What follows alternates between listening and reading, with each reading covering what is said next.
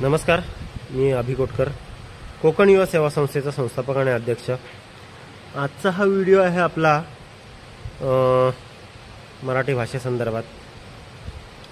तुम्हाला माहितीच आहे आपली मातृभाषा आणि त्या मातृभाषेचं कुठेतरी खच्चीकरण करण्याचं काम हे सरकारद्वारे केलं जात आहे, जेणेकरून त्यांची अशी इच्छा आहे की हिंदी सक्ती व्हावी। तर थोडंसं विरोधामुळे त्यांनी सक्ती असा शब्द नाही वापरत आहेत ते लोक, पण सक्तीच्याच दृष्टीनं आहे ते, जेणेकरून बाहेरच्या लोकांना इथे कसं राहता येईल किंवा त्यांना कशी अडचण येणार नाही हेच सरकारद्वारे बघितलं जात आहे। मला हे म्हणायचं आहे की जर आम्हाला ती भाषा नकोच आहे तर तुम्ही आमच्यावरती का लादताय?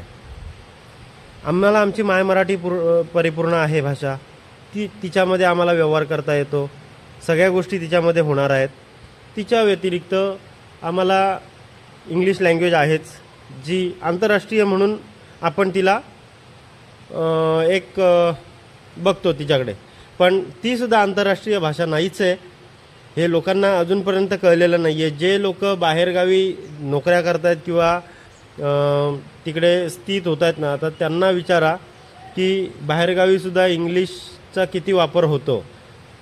त्यांना देखील ह्या गोष्टींमध्ये खूप अडचण होते तिकडे जाऊन सर्व्हाइव्ह करण्यासाठी, कारण जो तो देश आपली आपली भाषा वापरूनच व्यवहार करतायत।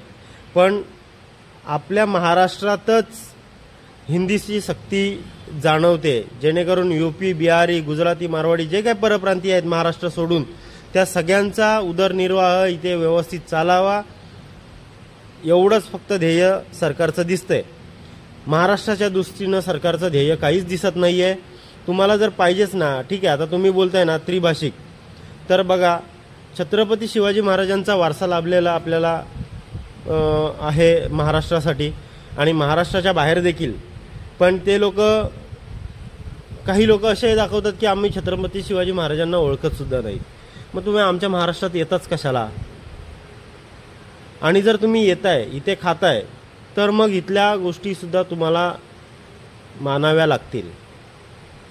दुसरी गोष्ट, छत्रपती शिवाजी महाराजांनी त्यावेळेला मोडी भाषा मध्येच सर्व बरेचसे व्यवहार त्यांचे चालत होते किंवा काय, तर ती भाषा द्या ना, तिसरी भाषा आम्हाला चालेल, आम्ही आवर्जून शिकू त्या गोष्टीला, पण ती गोष्ट होत नाहीये। तर माझं सरकारला हेच नम्र विनंती आहे की मोडी भाषेचा विचार कुठेतरी व्हावा। जय हिंद, जय महाराष्ट्र।